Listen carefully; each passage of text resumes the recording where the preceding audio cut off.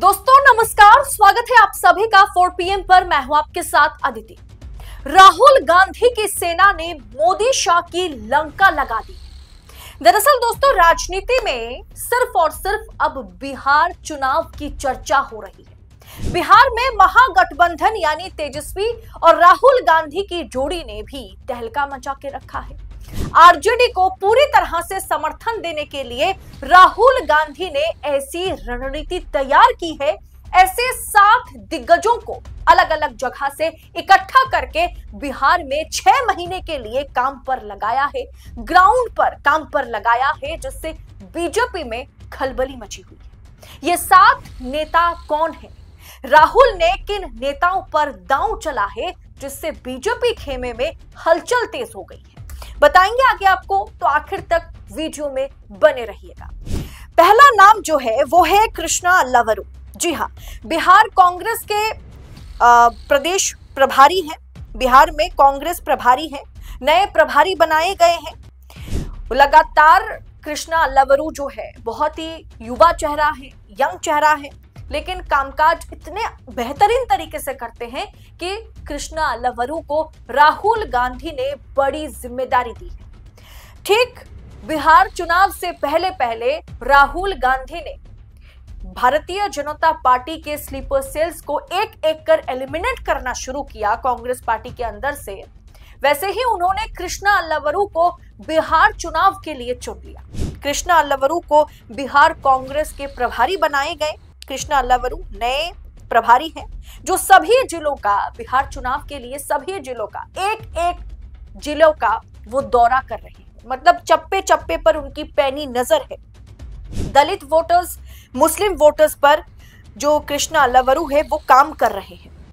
अब दोस्तों, बिहार के चुनाव की बात की जाए या किसी भी राज्य के चुनाव की बात करें तो ओबीसी वोटर्स जो है वो बहुत बड़ा फैक्टर है।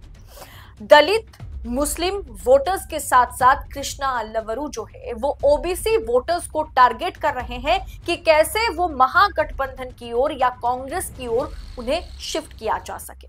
जी हाँ, कृष्णा अल्लावरू वो पहला नाम है जो राहुल गांधी की सेना में सेनापति के तौर पर, खास तौर पर राहुल के बहुत ही करीबी नेता के तौर पर नजर आ रहे हैं, जिन्होंने बिहार की राजनीति की पूरी जिम्मेदारी राहुल गांधी ने कृष्णा अल्लावरू को दे दिया है। दूसरा नाम है राजेश कुमार। जी हाँ, बिहार में प्रदेश अध्यक्ष है राजेश कुमार। दलित वोटर्स को साधने के लिए राहुल गांधी ने ये दांव चला है। दलित वोटर्स को समझाने, बुझाने, रिझाने या कहें कि कांग्रेस में या महागठबंधन में शिफ्ट कराने के लिए, दलितों को, पिछड़ों को अपने साथ जोड़ने के लिए राहुल गांधी ने राजेश कुमार को मैदान में उतारा है। तीसरा नाम जो है वो है कन्हैया कुमार। जी हाँ, कन्हैया कुमार जो पहली बार बेगूसराय से चुनाव लड़ते हैं, सीपीएम की ओर से, कम्युनिस्ट पार्टी की ओर से, लेकिन बेगूसराय से कन्हैया कुमार पिछली बार चुनाव हार गए थे। फिर उसके बाद वो कांग्रेस में शामिल होते हैं, कांग्रेस का दामन थामते हैं और कांग्रेस ने इस बार दिल्ली विधानसभा चुनाव में उन्हें मैदान में उतारा था, लेकिन फिर से वो चुनाव हार गए। लेकिन कन्हैया कुमार जिस तरीके से युवाओं को अपने साथ जोड़ते हैं, जिस तरीके की बेबाक तरीके से वो भाषण देते हैं, जिस तरीके से वो मंच पर दहाड़ते हैं, कन्हैया कुमार बिहार से ताल्लुक रखते हैं। ऐसे में कन्हैया कुमार की बिहार की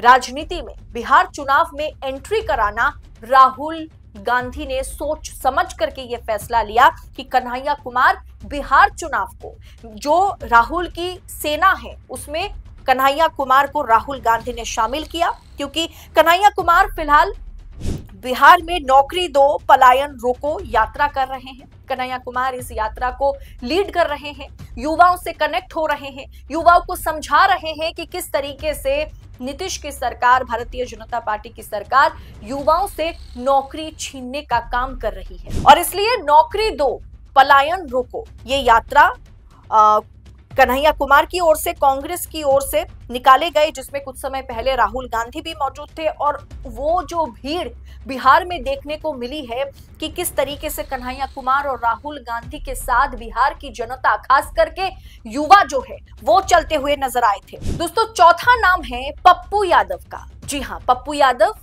2024 चुनाव में, लोकसभा चुनाव में पूर्णिया से निर्दलीय चुनाव लड़ते हैं, चुनाव जीत भी जाते हैं।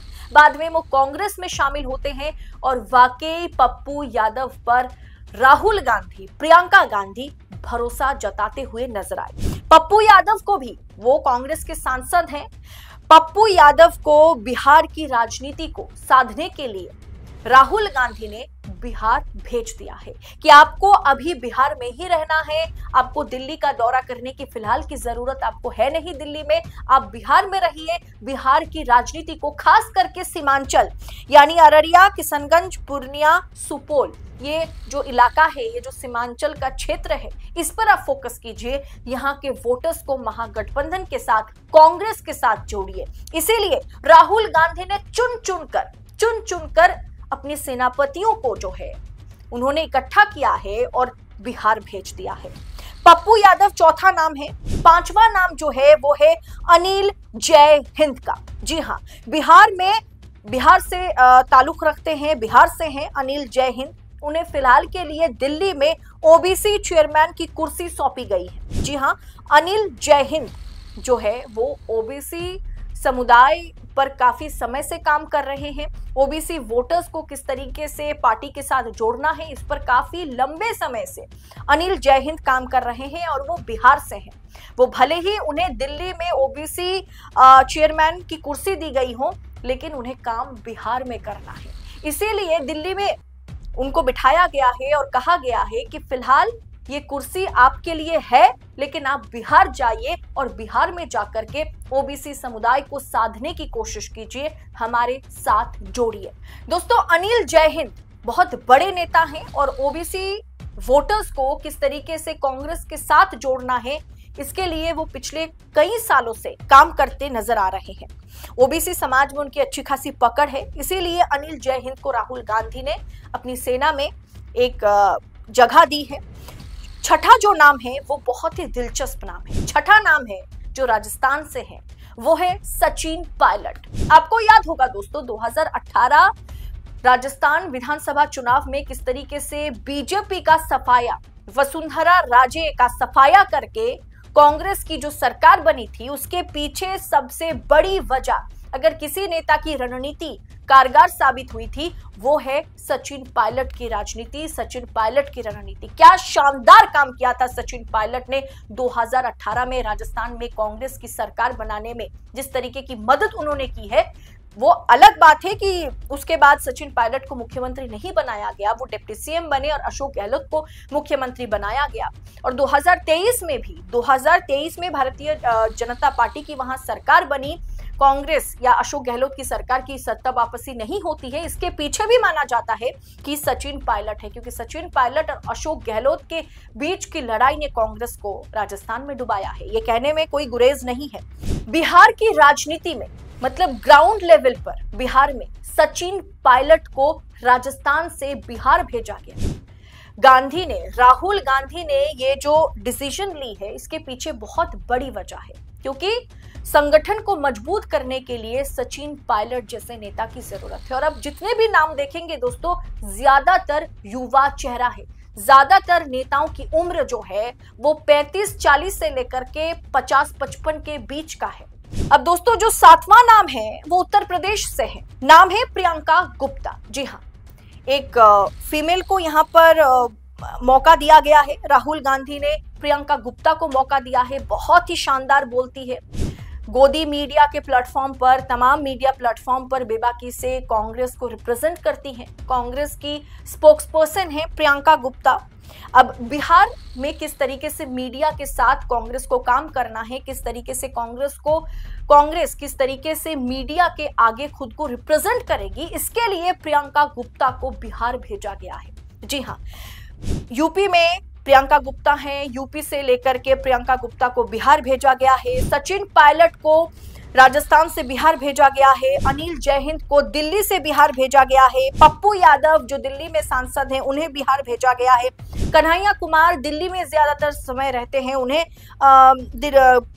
पटना जो है भेजा गया है। कृष्णा लवरू को बिहार भेजा गया है। राजेश कुमार को बिहार भेजा गया है। यानी कुल मिलाकर के देखा जाए तो राहुल गांधी ने ये जो 7 दिग्गजों के साथ अपनी सेना का गठन उन्होंने किया और राहुल की सेना ने मोदी शाह की लंका ढहाने के लिए बिहार में एंट्री कर लिया है। अब देखना यह दिलचस्प होगा, ये सातों दिग्गज क्या कमाल कर पाते हैं बिहार चुनाव में। फिलहाल राहुल गांधी की इन तमाम सेनापतियों पर, राहुल की सेना पर, इस फौज पर आपकी राय क्या है? क्या राहुल गांधी ने वाकई इन सातों का जो चयन किया है वो एकदम सटीक है? आप अपनी राय कमेंट बॉक्स में हमारे साथ शेयर कीजिएगा और ऐसी तमाम खबरों को, राजनीति और राजनेताओं से जुड़ी खबरों को पाने के लिए 4 PM के साथ बने रहें। फिलहाल मुझे दीजिए इजाजत। बहुत बहुत शुक्रिया आपका। जय हिंद, जय भारत।